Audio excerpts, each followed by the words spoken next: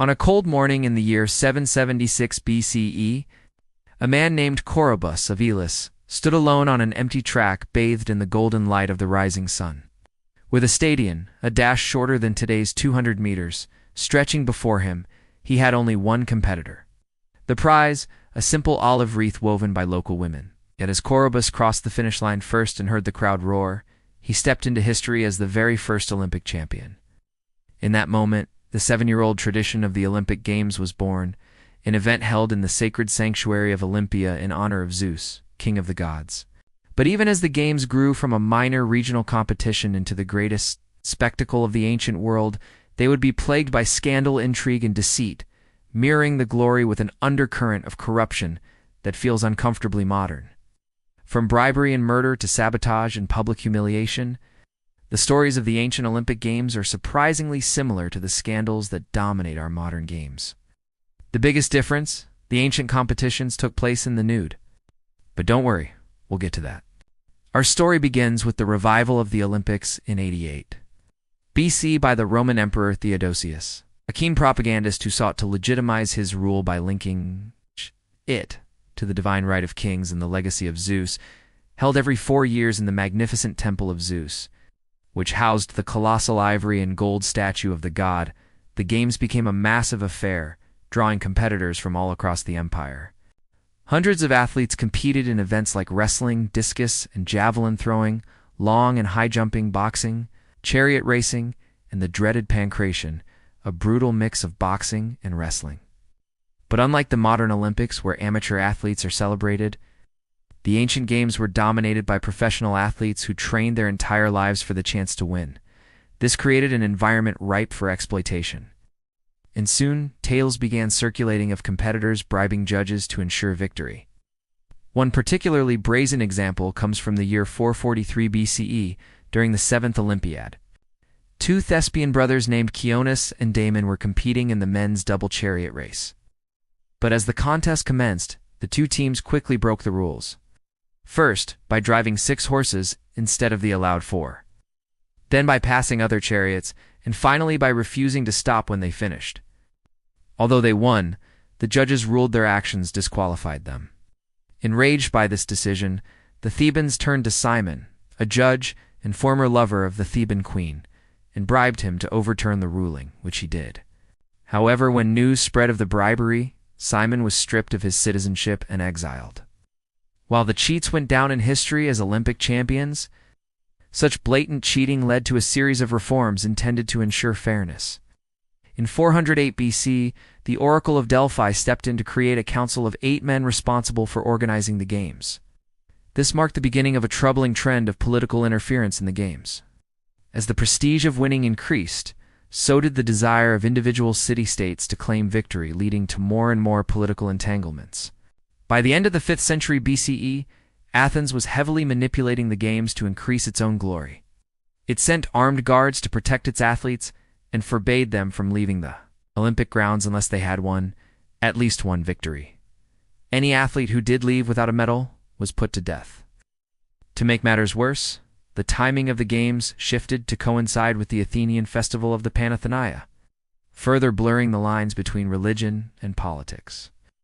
Delphi attempted to restore order in 380 BCE by instituting the Truce of Olympia, a sacred period of 5 days, before and after the games, in which no war could be waged and hostages were to be released. But even this was not immune to manipulation, as strategic alliances were made and broken, and truces were violated left and right. In one particularly egregious example, King Agesilaus II of Sparta invaded and sacked the Theban city of Plataea during the 13th Olympiad, killing or enslaving many Thebans and ruining the Holy Truce. The next century saw an escalation of tensions, culminating in the Peloponnesian War between Athens and Sparta. When Sparta won the war in 404 BCE, it wasted no time in flexing its newfound power. At the next Olympiad, Spartan officials proudly announced they would boycott the games because the Athenians were banned from participating. The Spartans even went so far as to order the dismantling of the altar dedicated to Zeus by the Athenians. They then proceeded to desecrate the site by holding athletic competitions themselves, complete with a banquet inviting the families of those killed at Thermopylae. But if the Greeks were masters of political manipulation, the Romans were its pupils. As the Roman Empire expanded, the Olympics became just another avenue to flaunt wealth and power. Emperor Nero famously hosted the Games in Rome in 70 CE, following the destruction of the city by fire, perhaps to show off his supposed piety and to distract the populace from the hardships they faced. He also opened up the Games to non-Italians for the first time. Although historians debate how extensive their participation actually was, whatever the case may be, Nero eagerly took advantage of the opportunity to stack the deck in his favor. He offered bribes to ensure victories and ordered the disqualification of anyone who might beat his athletes, even going so far as to accuse one Gaulish chariot driver of cheating to keep his own athletes from losing. Unsurprisingly, he also chose to hold the Games in the Circus Maximus, chariot racing stadium, rather than the traditional Olympic site, emphasizing the popularity of chariot racing in Roman culture. These scandals pale in comparison, however, to the dark side of the Games, the side no official wanted to acknowledge, the side that is almost impossible to talk about today, the side that happens off camera, you see. To get to the Olympics, an athlete had to go through a series of regional competitions, and it was here where the fate of many athletes met a grim end. Some would simply be killed in the arena, like Polixenes of Thasos, a Pancratian competitor who accidentally killed his opponent only to be put to death by the judges. Others would be eliminated for more dubious reasons. During the reign of Hadrian, the emperor's wife, Sabina, took a particular liking to the Games. But being a woman, she was forbidden from attending. So instead, she arranged for her own private viewing box, complete with a retractable awning and secret passages. She then used her power to have any athlete who caught her eye disqualified and forced to join her in her private quarters. As the Roman Empire fell into decline, so did the fortunes of the Olympic Games. By the 4th century CE, Christianity had become the dominant religion of the empire, and the pagan games, with their emphasis on Zeus and other gods, were increasingly seen as relics of the past. In 393 CE, Theodosius I made paganism illegal and closed down all temples. 1 year later, he revived the Games, now called the Nea Olympiada, as a Christian holiday. And with that, the flame of the Olympic Games flickered out, never to be rekindled until the 19th century. When Baron Pierre de Coubertin revived the Olympics in the late 1800s, he sought to create an event free of politics and corruption. But unfortunately, the ancient Olympic scandals proved hard to escape. While there have been no reports of bribery or sabotage since the modern Games began, the specter of cheating continues to loom large. From the numerous steroid scandals of the late 20th century to Russia's state-sponsored doping program uncovered in 2015, the pursuit of victory has proven too great a temptation for some. On top of that, the political element has not disappeared either. As some countries use the Games to score diplomatic points or punish others, in 1952, North Korea refused to attend the Helsinki Olympics in retaliation for South Korea's participation.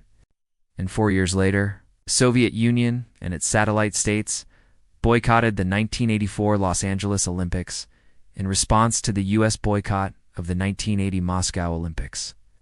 Even the most iconic moments of the Games are tainted by controversy.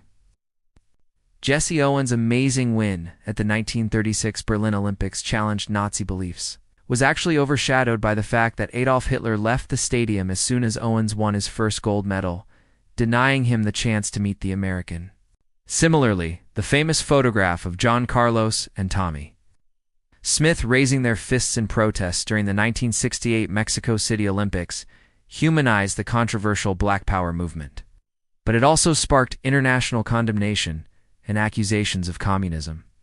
In fact, the modern Games bear a striking resemblance to the ancient ones in many ways. Charioteers were replaced by automobiles, and nudity by expensive state-of-the-art swimsuits. But the drive for victory, the political machinations, and the quest for personal glory remain the same. In the end, the Olympic Games may be a celebration of humanity's greatest achievements, but they also remind us of our capacity for manipulation, betrayal, and greed. As the torch of the Olympics burns brightly around the world, let us remember that it is tended by the darker flames of human ambition, pride, and scandal.